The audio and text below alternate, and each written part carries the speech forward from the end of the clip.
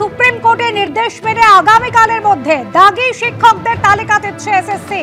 সর্বোচ্চ আদালতে জানালেন এসএসসির আইনজীবী কল্যাণ বন্দ্যোপাধ্যায়।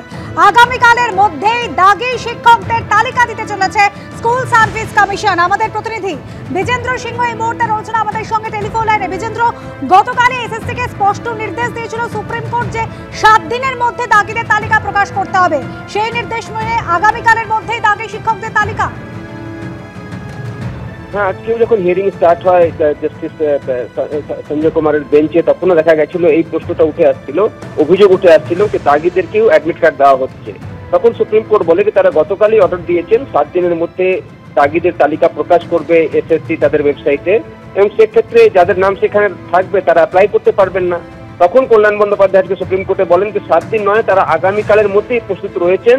তারা আগামীকালের মধ্যেই এসএসসির ওয়েবসাইটে যে দাগিদের তালিকা রয়েছে, অযোগ্যদের তালিকা রয়েছে, যে টেন্টেডদের, সেই তালিকা তারা ওয়েবসাইটে দিয়ে দেবেন। তিনি এটা আজকে কোর্টকে বলেছেন।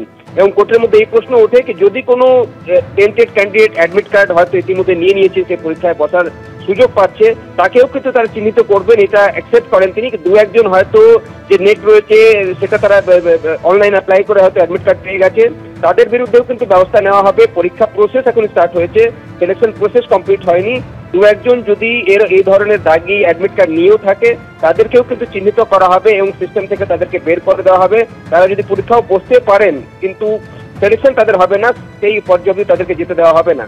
সুপ্রিম কোর্ট আজকে বলে কি পরীক্ষাতেই না যেন তারা বসেন, সেটা আপনাদেরকে ইনফর্ম করতে হবে। এবং সেটার জন্য সব থেকে গুরুত্বপূর্ণ হলো তাদের যে তালিকা রয়েছে টেন্টেডদের, সেটা আপনারা ওয়েবসাইটে দিয়ে দিন। কল্যাণ বন্দ্যোপাধ্যায় বলেন কি তারা 7 দিন নয়, তারা আগামীকালের মধ্যেই এসএসসির ওয়েবসাইটে সেই তালিকা দিয়ে দেবেন।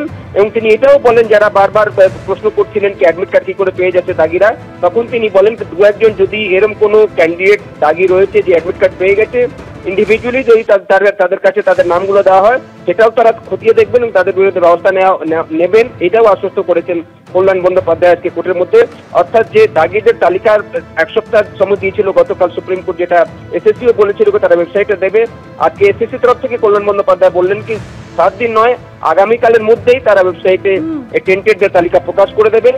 এবং সেই তালিকাতে যাদের নাম রয়েছে এবং যদি তারা অ্যাপ্লাই করে থাকে, সেক্ষেত্রে তাদেরকে পরীক্ষায় বসতে দেওয়া হবে না। এটাও প্রশ্ন ওঠে কি কতজন দাগি এখন অব্দি চিহ্নিত করা হয়েছে।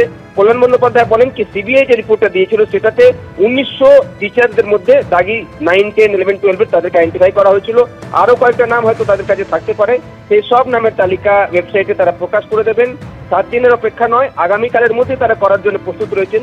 একেবারে বিজেন্দ্র, 7 দিনের অপেক্ষা নয়, ডেডলাইন ছিল 7 দিনের, কিন্তু আগামীকালের মধ্যেই দাগি শিক্ষকদের তালিকা দিচ্ছে এসএসসি, এমনই জানালেন এসএসসির আইনজীবী কল্যাণ বন্দ্যোপাধ্যায়।